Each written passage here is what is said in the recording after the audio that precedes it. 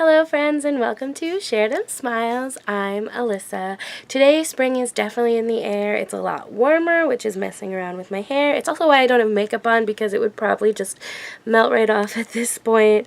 My allergies are also very much so aware that it's spring, so if my voice starts going in and out, I apologize in advance. And the windows are open and there's of course traffic and construction. So I'm sorry in advance if any of those things are going to bother you, but I really wanted to make this video today. And so I'm just going to plow right ahead and do it. Today's video is going to be another Upon First Listen album review, but this is probably the one that I'm the most excited for so far. And that album is After Laughter by Paramore. Now, I've been a huge Paramore fan ever since I was introduced to them back when Riot came out. I fell in love with their music. I bought that album. I went out and got the first album, and I've bought every album ever since. And so I've definitely followed them through all the band changes and everything, and when I found out that they were going to be making another album, I was so excited. And so without further ado, I guess let's just jump right into it. So this is going to be first the track by track and then overall review of After Laughter by Paramore. So the first song on the album is Hard Times, which was in fact their lead-off single, and right away I knew they were going to be moving in more of a pop direction. But what stood out to me is the lyrics are definitely more serious than I guess the playful music would suggest, and it was something that if you're paying attention you can hear right away on the first listen, but I think stood out to me more upon multiple listens. And this song has more of an island feel, and I love it. This song just right away stood out to me as something that was a great lead-off single, made me excited for what else they were going to put out, and I couldn't wait for the album. Song number 2 on the album is called Rose-Colored Boy, and it has more of an 80s synth pop feel and sound to it. And again, I'm just loving the juxtaposition between the lyrics and the music, because the music just sounds so happy and optimistic. And even the song's title, Rose-Colored Boy, sounds like it's going to be more optimistic, and definitely that title character is more of an optimistic person. But she's actually singing more about how where she is in her life, she can't be that way. Like, that part of her is kind of gone. And so it's definitely an interesting difference to kind of feel through that, but I love it. The third song on the album is called Told You So, and this is the second single that they're releasing, and honestly, it sounds a lot like the first two. It has the same kind of feel, almost follows the same kind of formula as the first two. It's a great follow-up single, and it again represents very well what the album and sound is. Yeah, and it's just a great fit.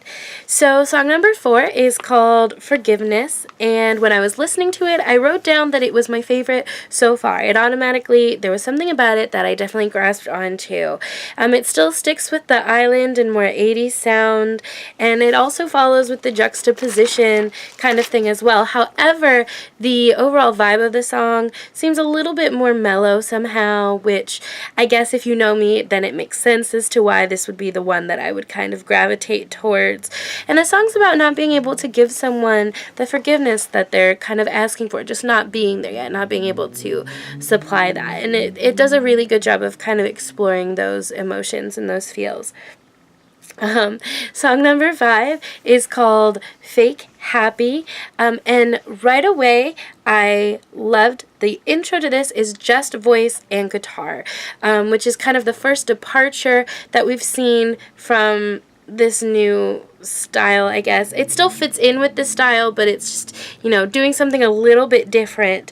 And I think it allowed for a more emotional delivery and introduction to the song and kind of getting more into the actual feelings and emotions that were being described. But it does then eventually kick into the sound that is definitely more similar to the rest of the album, and it shows more emotion of what's actually being said overall, I think. And so I really liked that one. Song number 6 on the album was called 26, and this is a slower, more reflective song, and it definitely shows off a more emotional delivery on the part of Haley. And it reminds me of a mixture of this new style. It still definitely fits with the new style, but the older song of theirs that I kind of kept harkening it to in my mind was Misguided Ghosts. Again, just a more, kind of more pulled out, self-reflective song than everything else that we've experienced so far, and it definitely stood out as one of my favorites right away. Song number 7 on the album is called Pool, and this is back to the more upbeat, up-tempo feel, and it's actually just a really fun song. Song number 8 is called Grudges, and I felt like this one showed off a little bit more of Haley's lower range vocally, and it's actually had more optimistic lyrics that actually fit the sound, I guess, if you were thinking of, if you just played the sound of it, but you didn't tell someone what the words were or what they meant, and they were kind of trying to guess. Up until this point, I think they probably would guess something more happy and more playful and more optimistic, and they would be wrong about a few of the songs, but this one they would actually be right. I think even though the title Grudges wouldn't necessarily feel like it doesn't indicate that that's how it would be, this is actually one of the songs that it stood out to me that they did in fact go together very well. Song number 9 is called Caught in the Middle, and it's kind of about being stuck in a place in life that's between looking back and moving forward, and being kind of stuck in this place. And I think even though it's something that I find a little bit hard to describe, the song definitely does a much better job than I'm doing right now of kind of delving into those feelings. It's something that I think everyone can kind of relate to at some point. I think people definitely feel those things in one way or another, and this song does a great job of, like I said, expressing that and delving that and looking into those emotions. And from the first few lines of this song, I related to it with kind of where I'm at right now in my life, and so it definitely stood out as one of my favorites. It was a song that definitely spoke to me, and I think will definitely speak to a lot of other people as well.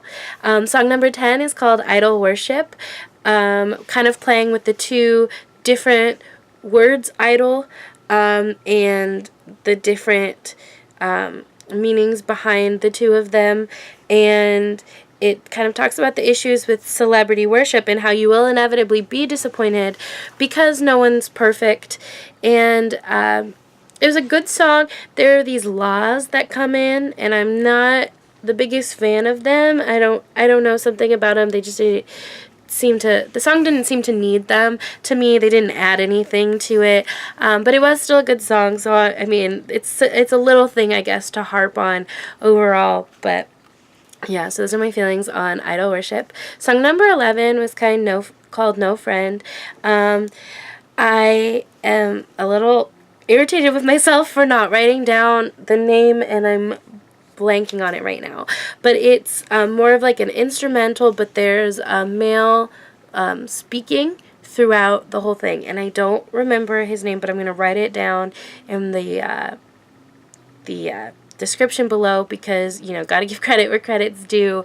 But I was straining to hear what he was saying the whole time, and I think that may have been like their plan all along. I don't think they wanted it to necessarily be like super audible the whole time, and there's like instrumental, but the instrumental is kind of repetitive, and then like I said, I couldn't really tell what he was saying, and then at the end the instruments kind of die down a little bit and you can hear him, but then it doesn't make sense because I didn't hear anything that came before it. So I don't know if this song was really meant to be something that you got exactly what it was saying, or it was supposed to portray more of like an emotion, maybe. Either way, it just left me, I guess, more confused, and really didn't do anything for me, which was kind of sad in my, maybe as I listen to it more, maybe I'll, be able to appreciate it more. But for the rest of the album, for it being so good and something that I connected to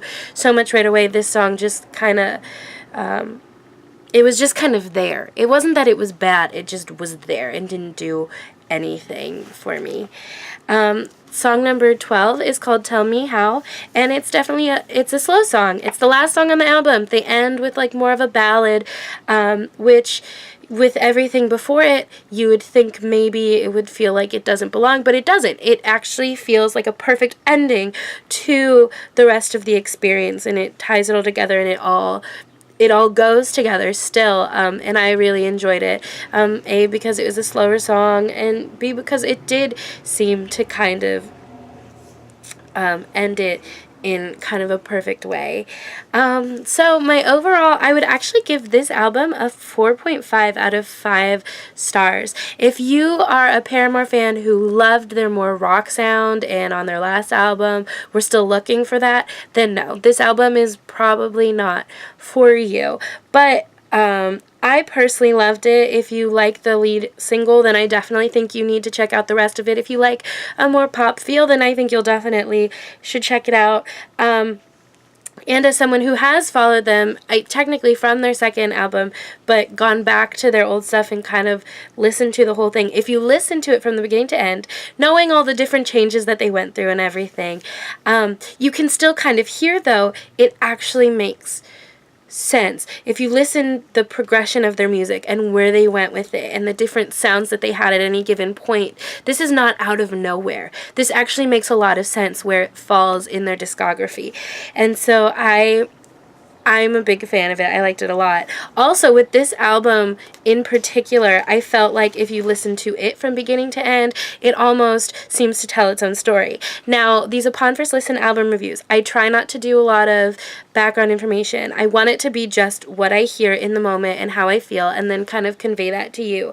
But with this album, in listening to it, I felt like there was kind of a story. And if you'll follow me for a second, if you think of like a movie or something where, you know, there's a scene and it's like, it could be a party, it could be something like that, where a character is trying to convey one thing with their face, like, oh my gosh, I'm having so much fun, but you know, kind of in the back of their mind, there's something else going on or something. And that's kind of what the first, like, 4 or 5 songs kind of felt like to me, is this person, you know, pretending to live this happy-go-lucky life and like being, you know, at that, but you know through the lyrics that that's not what's actually going on in their head, and it goes, and it even gets a little bit more and more honest in each listen. Like before it's like, haha, no, like this is great, but then as it keeps going, you know, the person's starting to slip and say things that are actually what they're thinking. And then around the time of 26, this would be like, I guess, in the movie where we would somehow be taken away. You would be taken out of the party, and either you're going to find out through maybe like some kind of like monologue with the person staring at the mirror. You're somehow led into their mindset of this is what's actually going on, this is what they're actually thinking, and it's a more pulled back feeling, and that's what I got around, you know, 26. And then song number 7, which is Pool, is when you are kind of, you're brought back into the party scene, and this would be where you kind of snap back into reality's moments, and that would be the next few songs, I guess, until the end. And then but like they're slightly different, so maybe you're at the party but you're in a different room, you know, kind of thing. And then the last song is more of a reflection on everything that you've seen up until this point, you know, kind of the end, the closer. So no, this isn't, you know, that's not exactly the story that they're telling, but there's a feel to it that I think kind of goes through all of that, if that makes sense, that I really liked about this album. I just thought it was very well put together. I thought the music was very well executed, and I loved it. So yeah, I got a 4.5 out of 5 for me, which is, I think it's a first. So that's exciting. I will definitely be listening to it again. I bought it already. It's ready to go. If you like this video, please feel free to give it a like. Whether you agree or disagree, I'd love to hear what you think, so feel free to comment down below. And if you're interested in future videos I might be putting out, please feel free to subscribe. Thank you all so much for watching. I love you all, and as always, don't forget to share them smiles. Ciao for now, friends.